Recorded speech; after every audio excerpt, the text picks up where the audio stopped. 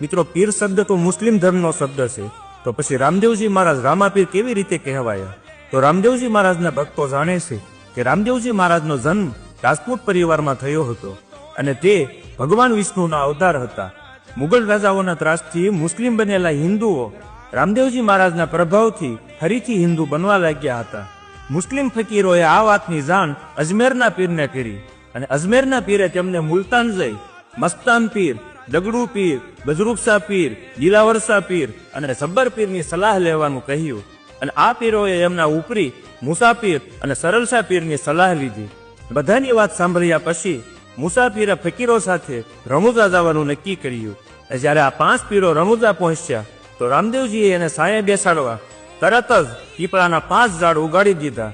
અને એટલું જ નહીં, પણ જમવા બેસતી વખતે જેમ જેમ પીરો સટાઈ પર બેસતા ગયા, સટાઈ વધુ ને વધુ લંબાતી ગઈ અને વળી પોતાના જ વાસણમાં જમવાની ટેકવાળા પીરો એમના વાસણ મુલતાન ભૂલી ગયા હતા.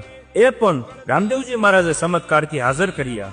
અને ત્યારે રામદેવજી મહારાજના ચમત્કારો જોઈને મુસાફીરે કહ્યું કે આજથી રામદેવજી મહારાજ રામદેવ પીર કે રામશા પીર તરીકે ઓળખાશે. અને મિત્રો, આ રીતે મુસ્લિમોનો પીર શબ્દ રામદેવજી મહારાજ સાથે જોડાયો.